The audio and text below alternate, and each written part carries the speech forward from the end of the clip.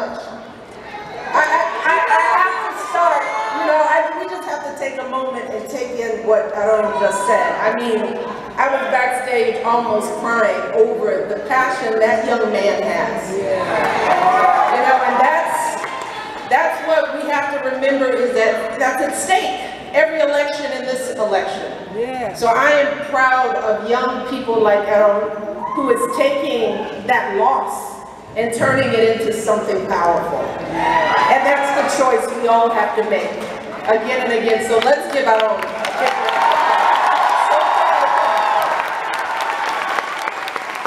I also want to thank Principal Jones here at the Chaparral High School and all of the administrators for allowing us to be here tonight. But most of all, I want to thank all of you for taking time out of your busy lives on a Sunday to come here and be a part of this effort. I love you all too.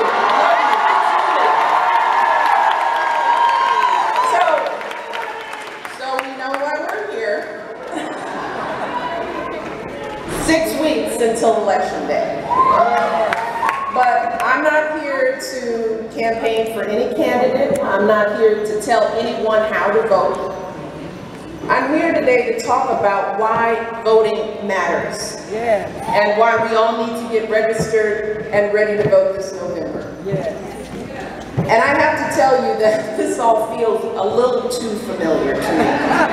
You know? I mean, I'm having a bit of weird deja vu at the moment. I haven't done this in a while. Because sadly though, this isn't the first time I've talked about the importance of voting. You know, over the past decade, really, over the past decade, in election after election, I've traveled across the country telling folks the same thing. Voting is a fundamental right. Yeah. And our vote is our voice. I've said it again and again. It's our way to have a say in the issues we care about. It's how the democracy works. Yeah. It's our stake in our children's future. I've said it again and again. Nothing has really changed. It still matters. Yes. And I'm not the only one who's traveling around talking about this issue. My husband.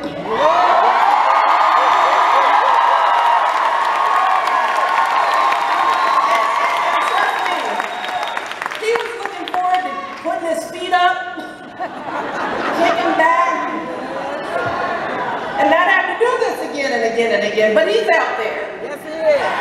And we've got a whole slew of community leaders and athletes and celebrities who have been talking about voting again.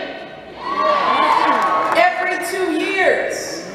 We have all kinds of registration drives and rallies like this one. And thousands of people, like many of you, work your hearts out to get people to the polls on Election Day. After all that effort, here's where we end up. Still, in presidential elections, only about half of eligible people bother to vote. That's a presidential election. In midterm elections, like the one coming up in November, when no one is running for president, the turnout is even lower. It's the truth. That's where we are. And right now, 1 in 5 eligible people in this country are not even registered to vote. And so here we are. And I have to tell you, I've been asking myself, well, what's going on? You know, what is going on? Why are some folks still not showing up to vote? And I know it's not because people don't care. That I know. You know, we all care about what happens in our communities, right? Especially when things go wrong, we care. And it's not that folks don't have opinions on the issues, right? I know that at kitchen tables and in barbershops and beauty shops and sports bars and diners all across the nation, people have a whole lot to say about the state of this country. We all have opinions, right? Every parent has an opinion about their child's school. You know, whether there's enough resources to ensure that their child is getting the best education possible. Every parent wants their kids to be safe. Yes. Whether they're at school or at a concert. Yes. And we all have opinions on issues like healthcare, Yes. the economy, Yes. how much we're paying in taxes. Yes. But even with all that said, there are still millions of people who think that voting isn't relevant to their lives. Or they think that voting won't make a difference. Or they think the system is rigged, so why bother? Or maybe they feel overwhelmed. You know, like the issues are too complicated and that politics is just too ugly. So they just don't want to get involved. Some folks are real busy, you know? They're like, hey, I got so much going on. I'm just trying to get my kids to daycare, trying to get to work, maybe get some sleep. They just feel like they don't have time for anything else in their lives. And trust me, I get it. I get being busy. And I definitely get feeling frustrated. Because believe me, I am frustrated too. I am sick of all the chaos. Our politics. It's exhausting. And frankly, it's depressing. So I understand wanting to shut it all out. And just go on and just try to live your life. Take care of your family in peace. But here's the problem. While some folks are frustrated and tuned out and staying home on election day, trust me, other folks are showing up. Democracy continues with or without you. They're voting in every election, from city council to governor to president. Because the folks who are voting know the impact that the leaders that they pick can have on every single part of our lives. Now, those sheriffs that we elect, they decide how our streets are policed. Yeah. The school board members we vote on, they determine how our kids' schools are run. The mayors we send to City Hall, they can fix those crumbling roads and the public transportation system, or not. The folks who represent us in Congress pass laws on everything from job creation to whether we go to war. And those are just the candidates on the ballot. This November, across America, there are also what are known as ballot initiatives on everything from supporting housing for veterans, whether we promote renewable energy, to improving facilities for our senior citizens. Those things are on the ballot. And the people who show up to the polls this November will decide what happens on every single one of those issues. So really, when you think about it, not voting is like letting your grandma pick your clothes out. Now, no offense to grandma. My mom is with me today. And we love grandma. I love when grandma comes to visit. I love spending time with it. I love eating her pie, eating her chicken. But how many people here, especially those of you under 30, would let their grandma decide what you wear to the club? How many of you would drive the car that grandma chose for you to drive? Or live in an apartment with furniture that grandma picked out for you? All jokes aside, you know. My point being, and I'm being funny, is that not many of you would want somebody who's not you, doesn't live in the same space as you, doesn't see the world in the same way as you, even when they love you and you love them, you wouldn't let them do that for you.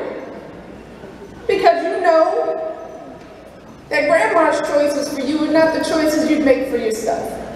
What grandma thinks is good for you isn't necessarily what you think is good for you. With all the love in the world. And you certainly wouldn't go to some random stranger in the street somewhere, somebody who doesn't know anything about your life, someone who doesn't care about your community, doesn't understand it, doesn't know it, and ask that person to pick your doctor, or whether that person figure out whether your daycare is safe or whether the water you're drinking is clean. You wouldn't expect somebody else to take care of your stuff. But when you don't vote, and that's the thing I don't understand, when you don't vote, that's exactly what you're doing. You're letting other people make some really key decisions about the life you're going to live, the place you're going to live, how it's going to work out for you. You're just saying, you do it. And you may not like what they decide.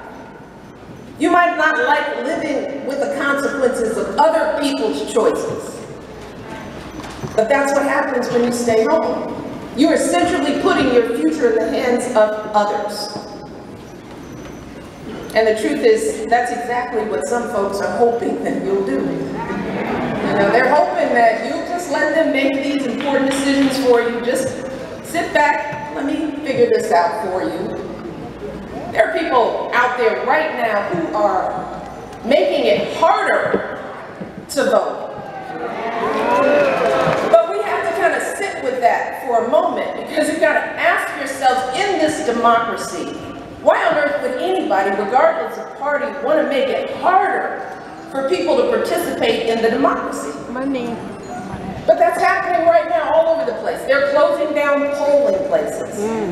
They're making it harder for volunteers to get people registered. They're finding all kinds of ways to keep you at home, hoping that when you hear about all those things, you'll just give up and just think that voting is just too hard, that it'll take hours of your time, that it requires some special skills and expertise that you don't have. That's what they want.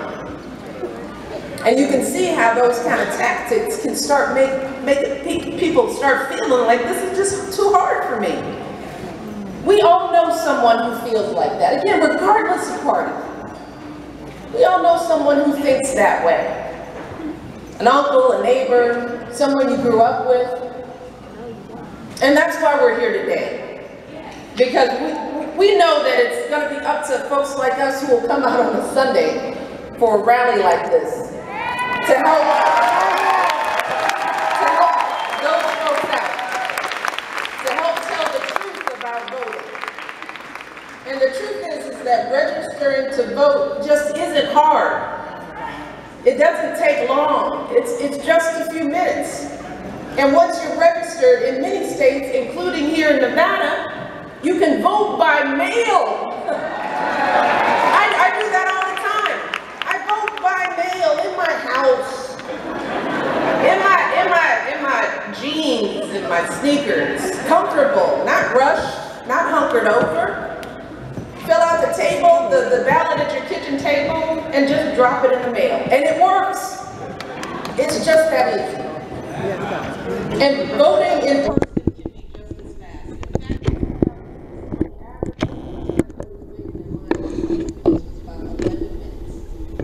Just 11 minutes, and that's an average, right? Some places it was even shorter than that. Just think about it. You spend 11 minutes on your phone, you know, watching videos on a given day. You spend 11 minutes choosing the Instagram filters to text your food, right? So the thing we just have to tell ourselves, we have 11 minutes to do a lot of stuff. And if we have 11 minutes to do stuff that does nothing for our daily lives, then we've got 11 minutes to vote. And trust me,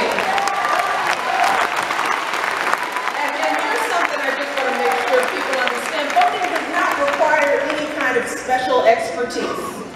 You know, you don't need to have some fancy degree to be qualified to vote. You don't have to read every news article to be qualified to vote. You know what you need to be qualified to vote?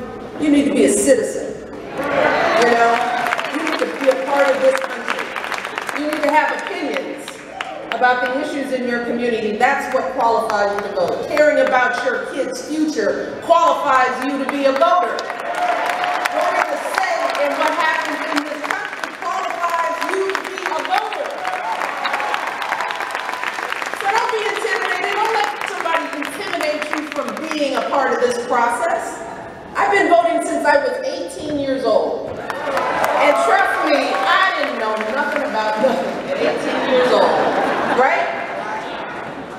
But what you do know is what you care about. For all the young people, you do know you have a voice. You do have opinions about what goes on. That qualifies you to vote. And it is not that hard. Plenty of folks of all ages are registering to vote for the very first time. And that should be a source of pride. You know? That should be as important as getting your driver's license, right? So, those young people know that they want to have a say about what goes on in their neighborhoods. And they know it's time for a change. That's how folks all over this country are making change in their communities. Just give you an example. There's a little county in Missouri, Boone County. There were families struggling to get their children the mental health care they needed. Hundreds of families had been requesting counseling service for their kids, but the resources weren't there. So the folks in Boone County came together. They came up with a plan to fund children's mental health care. They gathered up signatures they needed to get their issue on the ballot, and then they got out and voted. And today, just a few years later in Boone County, they're providing counseling for kids who need it. They're doing mental health screenings for every child in that county. And they're training teachers and child care advocates to better support kids with mental health challenges. And this all happened because folks in that one county, in one part of this nation, believed that their kids deserved better. And they knew that their vote was the way to make it happen. So don't let anybody tell you that that vote doesn't matter. Those folks in Boone County could have just sat back and said, oh my God, this is awful. Our kids aren't being treated well, what a shame. Everything feels so hopeless, so I'm just gonna stay home. They could have done that. But they realized that it's actually the other way around, how our democracy works. They realize that the only way to make change in this country is to get out and vote for the change you're looking for. And when they showed up to vote, things happen. And the same thing can happen on every issue, everywhere in this country. That's how change happens in America. So our vote matters. It always does, but only if we use that vote. And let's just imagine, what if this year we actually did that? What if this year every eligible American decided to step up and be a voter? What if each of us found at least one candidate that we liked on a ballot, one initiative that we cared about? And that was enough to just get us into the polling place. Let's just think about that for a minute. What can actually happen when we all vote? For starters, the folks we elect will have to listen to us and do something about the issues we care about because we put them there. At the next election, they'll know we can either keep them there or vote them out. There's power in that. That is the power when we all vote. When we all vote, imagine the kind of schools we can demand for our kids, schools that aren't falling apart. Schools that don't have to hold bake sales to buy textbooks. Schools that give all our kids, and I mean all of our kids, education worthy of their promise. When we all vote, imagine what we can demand for our communities. Safer streets, cleaner water, after-school programs for all of our kids, all the things we've been wishing and hoping for. When we all vote, imagine the kind of leaders we can elect. Leaders who share our values. Leaders who understand in the deepness of their bones the struggles and hopes of all of us. Leaders who want the best for all of our families. Not just a handful, but all of us. That's how democracy works here in America. We get the leaders we vote for. We get the policies we vote for. And when we don't vote, that's when we wind up with government of, by, and for other people. And that's not what we want. So listen up. If you are not registered to vote, please just get registered. Please. I'll say it again. Please just get registered. I don't care who you vote for. Be registered.